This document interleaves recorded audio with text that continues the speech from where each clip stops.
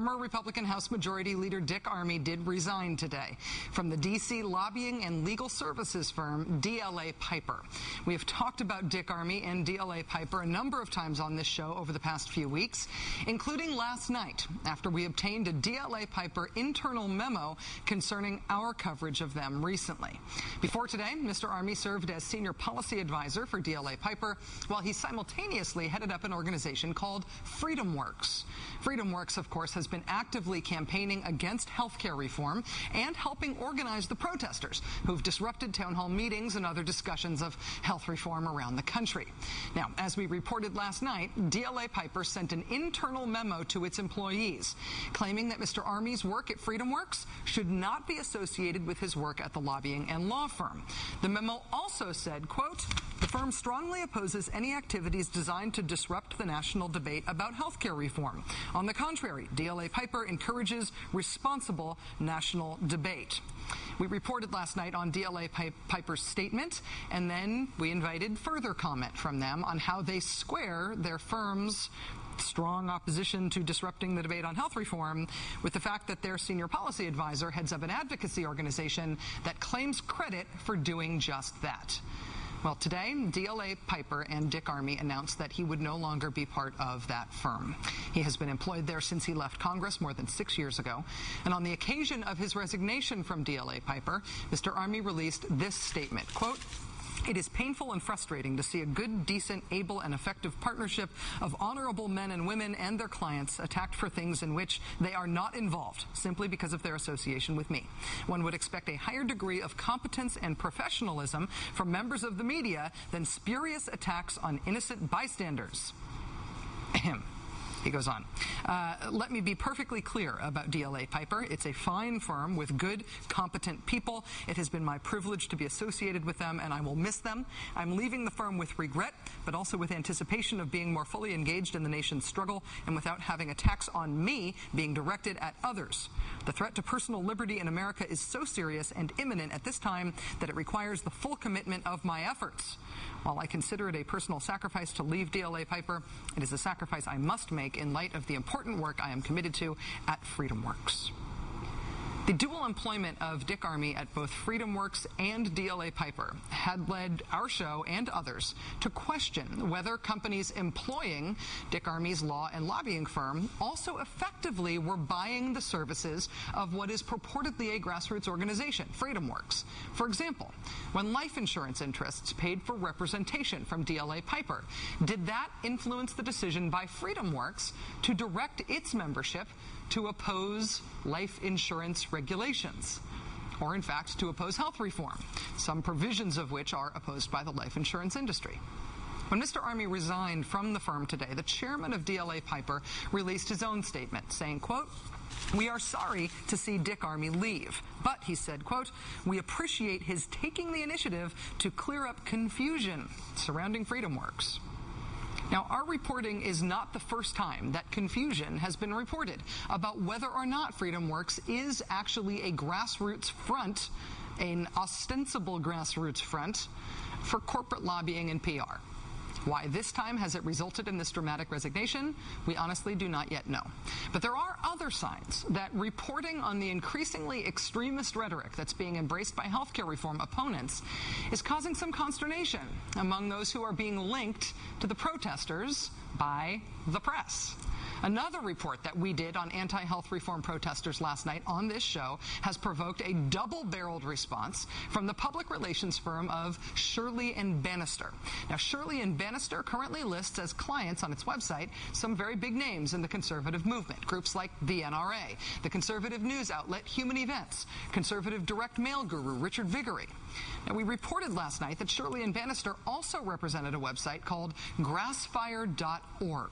Grassfire.org funds another website called resistnet.com, and resistnet.com is a hub for online organizing for anti-health reform protests. You can find there, among other things, a video entitled "Obama Equals Hitler." ResistNet.com bills itself as the online community for patriotic citizens who are opposing the Obama-led socialist agenda. And it appears to be one of the more radical online organizing hubs for these town hall protests. They have hosted some of the most extreme rhetoric and imagery that we have yet seen in this era of very extreme anti-Obama rhetoric and imagery. Well, today, Shirley and Bannister wrote to us to let us know that while they used to represent grassfire.org, they no longer represent them. Now, I apologize for saying that they were still currently involved in representing Grassfire. They are not. Shirley and Bannister did, however, represent the group in 2004.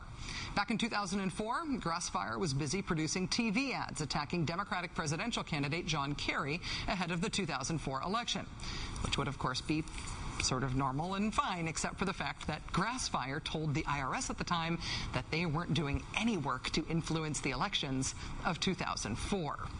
Now again, Shirley and Bannister no longer represent Grassfire, but when they did, that's what Grassfire was up to.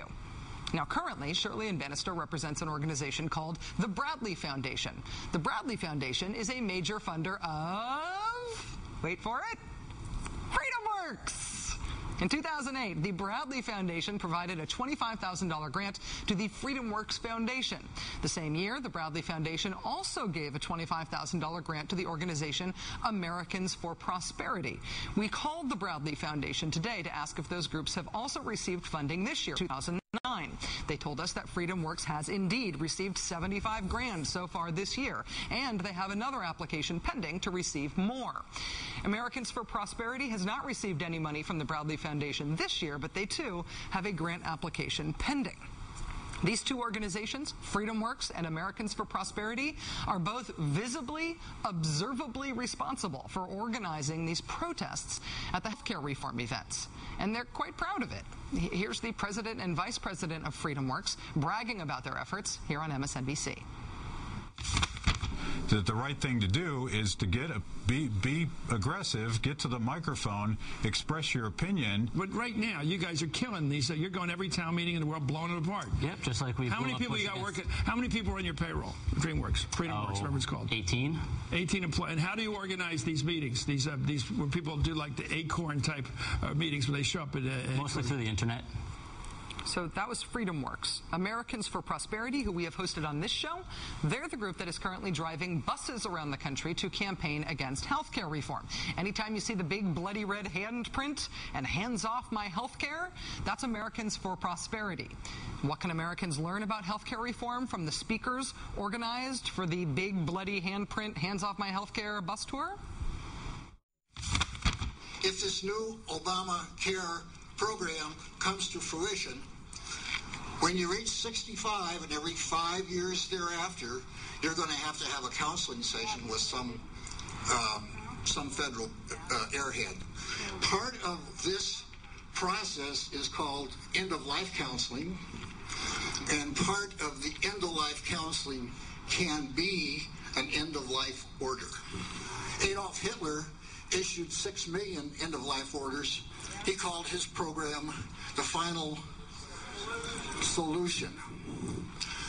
I kind of wonder what we're going to call ours. Americans for Prosperity, whose speaker you just saw there, and FreedomWorks are being funded in part by the Bradley Foundation. The Bradley Foundation is currently represented by Shirley and Bannister. Who else does Shirley and Bannister represent? Well, there's the group Citizens United, which is currently pushing the Obama has an enemies list story on its website. There's conservative activist Richard Viguerie, whose website currently features the image of President Obama as the Joker from Batman next to the title, Why So Socialist? When Shirley and Bannister came after us today, they not only requested a correction for us getting the timing wrong on their representation of grassfire.org, which I'm happy to provide, more than happy. They also immediately threatened to sue us, and then they went on a right-wing PR jihad today against us, providing the emails they sent us to right-wing websites to write stories about their demanded correction and their threatened lawsuit before we were even on the air again to get a chance to offer the correction that they had demanded. This is the way they operate. In 2004, when Shirley and Bannister did represent Grassfire.org, and Grassfire.org was producing the anti-John Kerry TV ads, even while it was telling the IRS that it wasn't spending any money to influence the election, the good government watchdog group Public Citizen decided to look into who was representing this group, Grassfire. When Public Citizen discovered that it was Shirley and Bannister, and they inquired about Grassfire with a Shirley and Bannister employee, Craig Shirley, the Shirley and Bannister, fired off this email to that employee and to Public Citizen. Quote, Public Citizen is an ultra-leftist, anti-conservative, anti-Bush organization. If they bother you one more time, please advise me soonest and I will have the lawyers alert the FBI and the Virginia Attorney General's office to investigate Public Citizen for any and all laws they may have broken and to prosecute the name of a specific Public Citizen employee and Public Citizen to the fullest extent of the law.